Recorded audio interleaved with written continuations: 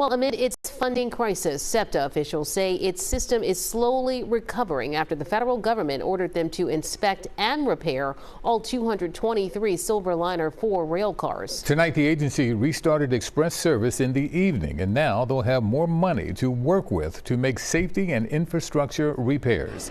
CBS Philadelphia's Dan Snyder joins us now from Suburban Station with the latest. Dan. Hey to both of you. Yeah, we are on track 2A down here at Suburban Station, and you can see the train to Warminster just pulled up, and look at these crowds. If you can see in the windows, there are already not many seats available, and there are pretty long lines for people trying to get on this train. But this has been a pretty common sight over these last few weeks as SEPTA works back from those inspections and repairs. Now state money is coming to the authority to help with this and other safety upgrades to hopefully keep this fleet running for years and years to come. I have directed PennDOT Secretary Mike Carroll to make $219.9 million in additional state capital dollars available for SEPTA to keep riders safe. Governor Josh Shapiro says the funding flex was necessary after state lawmakers couldn't get a deal on transit funding, and SEPTA had to move capital dollars to fund its operations. That became a bigger problem in October when the federal government ordered the authority to pull all 223 Silverliner 4 cars for inspection. They don't have the capital funds they need to make all of these urgent repairs and safety upgrades. Much of this funding will go toward that inspection and repair process on the 50-year-old Silverliner 4 fleet, but it also allows SEPTA to take a look at its newer generation of cars.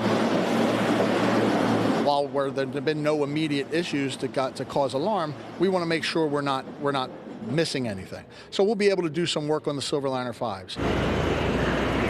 Outside that, the state funding will also pay for SEPTA's lease of 10 cars from a Maryland transit company and to find more cars from other agencies. There's also funding to update overhead wires and infrastructure on trolley lines, escalator upgrades at 13 stations, and more. It's going to take some pressure off of us financially, and it's going to allow us to do some other things that we wouldn't have been able to do without it. SEPTA's ultimate goal is to replace the Silverliner 4 fleet, but officials say that could take up to a decade and around $2 billion. Sauer says they've started that process, but in the meantime, state leaders say they want to make sure the cars that are running are safe. This technology, and I am far from an engineer, is antiquated, but it is critically important that while they are operational, they be safe. Now back out here at Suburban Station, you can see the regional rail train to Warminster, standing room only, as all those folks did get on, but you're probably not going to find a seat. And SEPTA says while that express service is returning, you still should expect crowded conditions and some delays.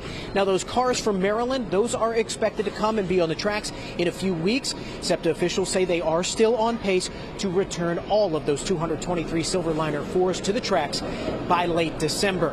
For now, live at Suburban Station, Dan Snyder, we'll send it back to you. Wow, jam-packed. All right, buddy. Thank you, Dan.